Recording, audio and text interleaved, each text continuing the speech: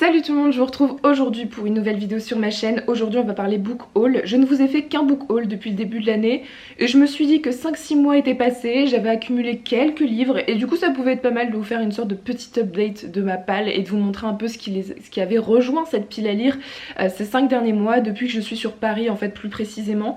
Donc j'ai 9 livres à vous présenter, j'ai été assez raisonnable notamment puisque j'en ai déjà lu 3 ou 4 de cette pile, donc je suis plutôt contente. Ça n'arrive que rarement que j'ai déjà lu des livres que je vous présente en book haul, mais il y a eu l'occasion finalement ces derniers mois de lire certains livres que j'ai achetés ou reçus très rapidement. Donc on va commencer tout de suite. J'ai pris un peu les livres de manière chronologique. Le premier, il s'agit de non-fiction avec Bullshit Jobs de David Graeber aux éditions Les Liens qui libèrent.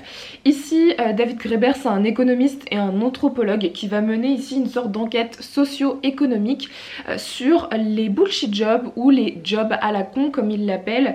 Ces jobs qui finalement sont des jobs dans lesquels les employés vont se contenter finalement de tâches inutiles, vides de sens pour leur vie, et il va essayer d'en chercher les origines, d'analyser les conséquences, le burn-out, la dépression, ce genre de choses autour de ces jobs, et peut-être d'apporter des solutions. Je ne sais pas jusqu'où ça va au niveau de l'analyse de cet ouvrage, mais en tout cas c'est un livre qui m'intéresse plutôt pas mal parce que je trouve la manière d'aborder le sujet plutôt intéressante, et peut-être que moi aussi ça va me permettre d'ouvrir les yeux sur certaines choses. En tout cas j'espère pouvoir le lire assez rapidement, un peu comme tous les livres que je vais vous présenter.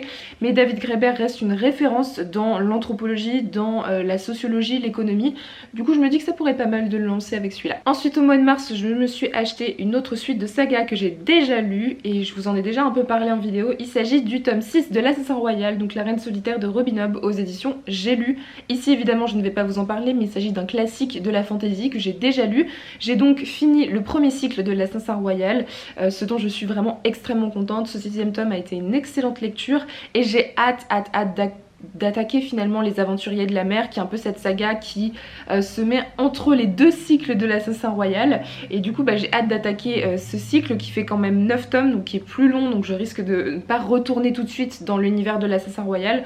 En tout cas ce premier cycle était vraiment excellent, j'ai vraiment apprécié découvrir l'univers en douceur, tome après tome, de m'attacher au personnage, de découvrir l'intrigue et surtout de me complaire dans la plume de Robin Hobb que j'apprécie tout particulièrement, même si ici il s'agit d'une traduction. J'ai adoré ce 6e tome. Si vous n'êtes toujours pas lancé, je vous invite sincèrement à le faire. Et j'ai hâte de découvrir les Aventuriers de la Mer. Ensuite, je vous présente 2 livres que les éditions Zulma m'ont très gentiment envoyés au mois de mars, que je n'ai toujours pas lu, mais j'espère pouvoir au moins en lire un des deux pendant l'été, puisque le deuxième est une grosse brique.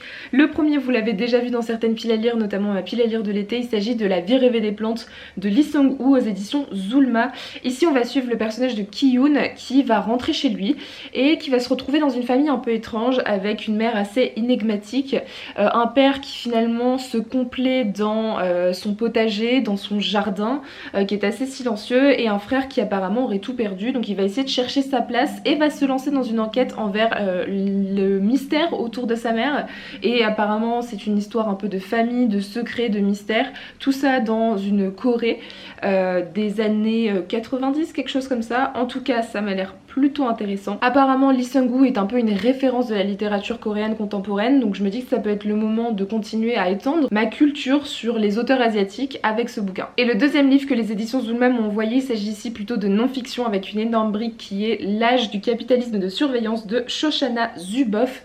Ici c'est un livre de non-fiction sur ces grandes GAFAM et autres. Donc si vous ne savez pas ce que c'est les GAFAM, c'est Google, Amazon, Facebook, Microsoft ou autres, qui sont des grandes entreprises qui ont un peu pris le lead et qui aujourd'hui ont un poids considérable dans nos décisions, notamment grâce à internet, et qui orientent, qui ne collectent plus seulement des données, mais qui orientent, qui animent et qui nous influencent au quotidien sur toutes nos décisions jusqu'à nos décisions politiques. Et ici c'est ce que l'autrice en fait va analyser, ce changement entre un état avant qui était autoritaire, qui l'est toujours dans certains pays, mais aujourd'hui on a d'autres forces qui ne sont pas étatiques et qui jouent un rôle extrêmement important sur la scène internationale. original. Donc je pense que tout est dit un peu dans le titre finalement.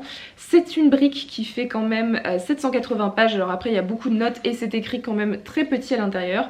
Donc c'est un livre qui m'a l'air extrêmement passionnant, qui a reçu beaucoup d'éloges et de prix si je ne me trompe pas, en tout cas pour de l'essai, et qui m'intrigue beaucoup, donc j'espère pouvoir le lire, je ne sais pas pour cette année, parce qu'il faudrait quand même que je me motive pour le lire, mais en tout cas peut-être étape par étape, ça peut être pas mal. C'est un livre, si vous l'avez lu, je serais curieuse de connaître votre avis, parce que je l'ai pas vu beaucoup passer, en tout cas en France je l'ai vu un tout petit peu passer sur la scène anglophone, mais je sais que il y a pas, enfin la non-fiction ne reste pas non plus le genre majoritaire de Booktube, mais en tout cas voilà, il m'intrigue énormément ce bouquin. Toujours sur des notes assez lourdes, mais dans un autre style, toujours de la non-fiction cette fois-ci, avec Caché sous mon turban de Nadia Goulam, avec Agnès Roger. Ici c'est une édition des éditions L'Archipel. Alors ici c'est un témoignage que j'ai acheté et que j'ai lu pour ma vidéo sur la découverte de la littérature afghane. Si vous ne l'avez toujours pas lu, je vous la mets ici dans le petit i. Parmi les 3 livres que j'avais sélectionnés, ici c'est le livre de non-fiction de cette vidéo. On va suivre Nadia Goulam qui a été défigurée lorsqu'elle était jeune fille par un bombardement en Afghanistan, et finalement ses sœurs, sa mère ne vont plus pouvoir sortir de chez elle à cause du régime taliban. Son père est gravement malade et donc elle va devoir finalement se travestir en homme, en petit garçon, pour pouvoir subvenir aux besoins de sa famille. Et ici c'est une histoire vraie, ça s'est réellement déroulé, et pendant longtemps elle va se complaire finalement dans le rôle de l'homme de la famille pour faire survivre en fait ses proches.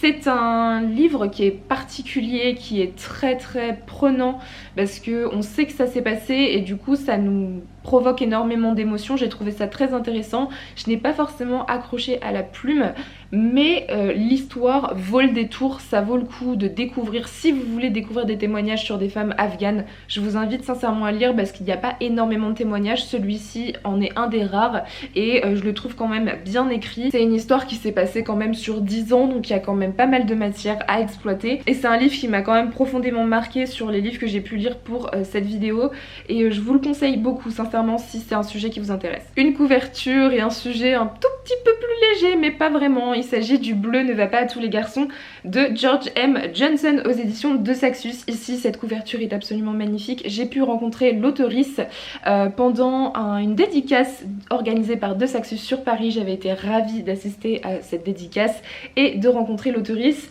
Ici George M. Johnson est une journaliste et militante LGBTQ+, qui va nous raconter en fait son enfance, son adolescence et ses années universitaires à travers des essais, et surtout raconter des thématiques qui tournent autour de la famille, mais aussi de la sexualité, de la masculinité, bref, de sujets qui sont souvent liés à la communauté LGBTQ+.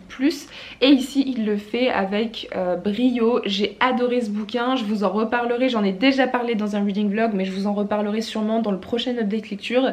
Ça a été une très bonne lecture. C'est un bouquin qui est agrémenté de pas mal de photos et qui est finalement assez léger à lire, même si les sujets ne le sont pas. J'ai trouvé que ça se lisait très rapidement. J'ai beaucoup aimé la plume qui, par le fait qu'elle soit simple et prenante, permet d'alléger un peu les sujets qui sont abordés dans cette histoire. J'ai beaucoup aimé découvrir George M. Johnson dans son ouvrage.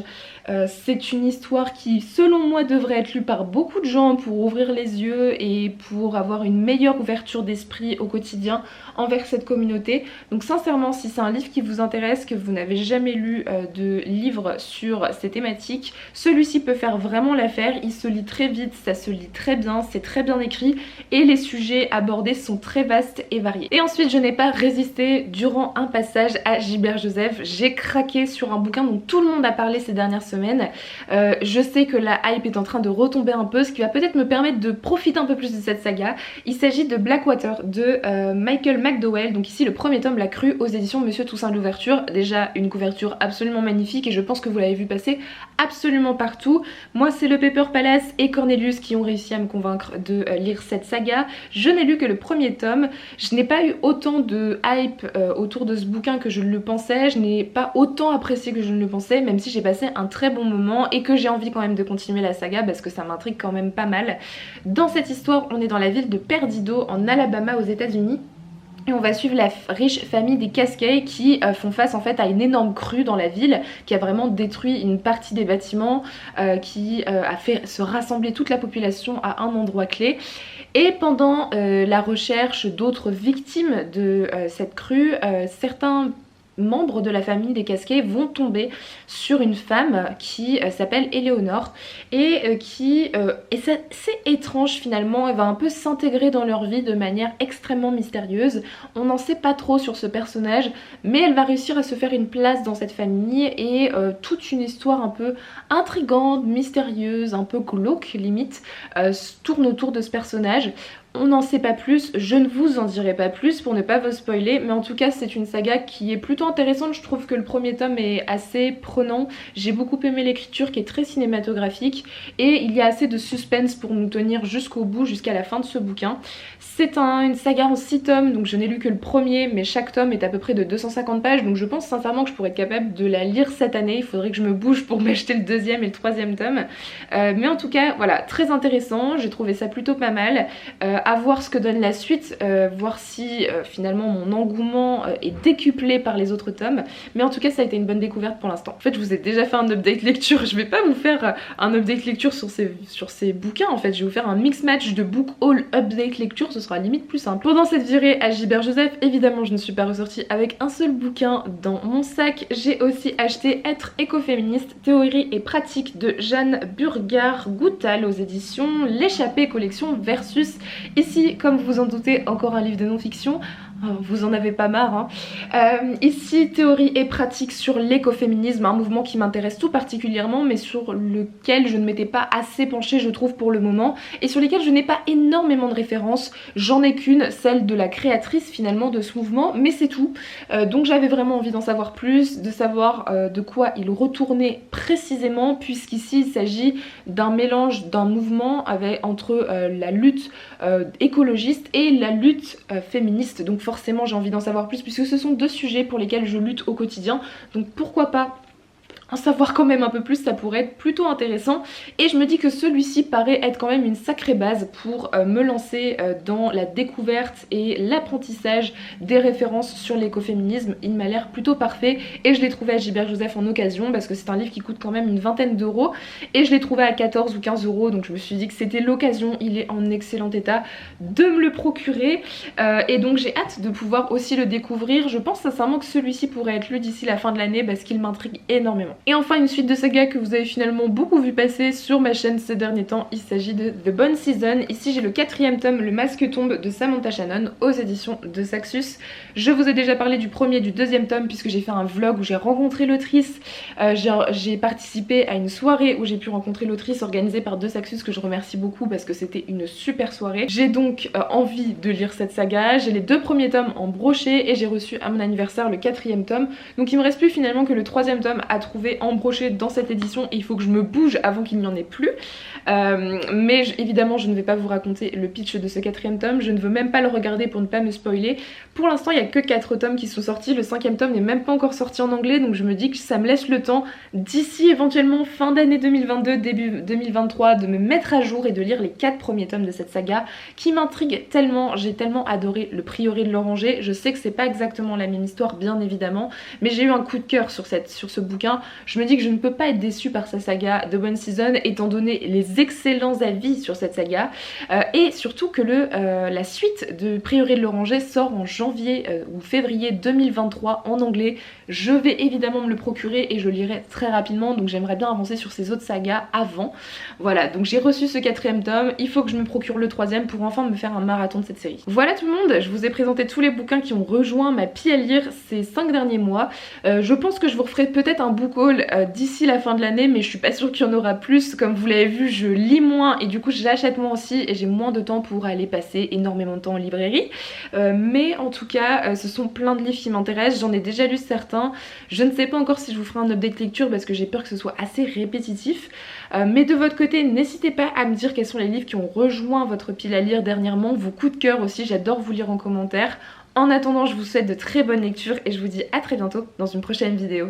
Bye!